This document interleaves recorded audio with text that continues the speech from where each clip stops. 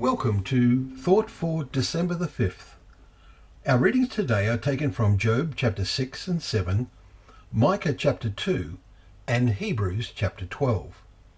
And our thought is, for the Lord disciplines.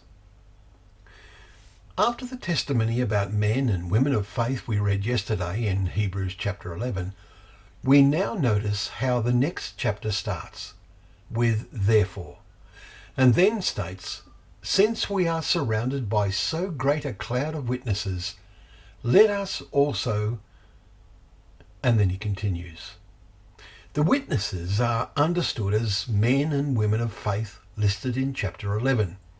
They should be an example and inspiration to us to lay aside every weight and sin which clings so closely, and let us run with endurance the race that is set before us, looking to Jesus. Verses 1 and 2. In looking to Jesus, what do we see?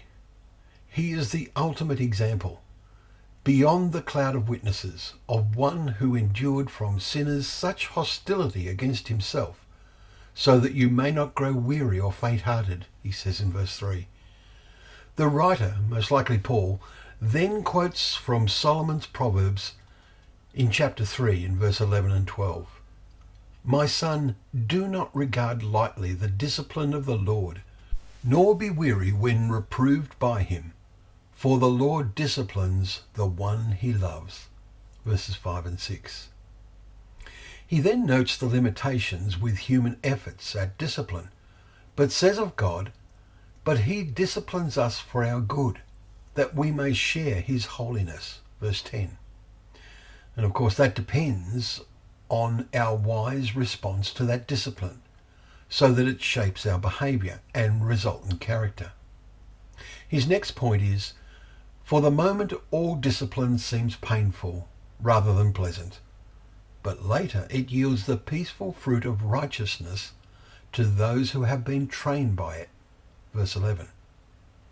But some rebel at such training, and all struggle with it, as we are seeing at the moment in the case of Job. But the time will come when Job will look back on his struggles and perplexities and acknowledge the training they provided. And so it should be with us. So the challenge to us is, strive for peace with everyone, and for the holiness without which no one will see the Lord. Verse 14. The challenge is made. See to it that no root of bitterness springs up, he says in verse 15. What sort of roots do you have? What is the soil like in which they are rooted? Think and meditate. How wonderful and rewarding when God's word is the main ingredient in that soil. May we all make sure that this is the case with us. Well, thank you once again for joining us for Thought for the Day, where together we can open up the pages of God's Word. As the psalmist says, the precepts of the Lord are right, rejoicing the heart. The commandment of the Lord is pure, enlightening the eyes.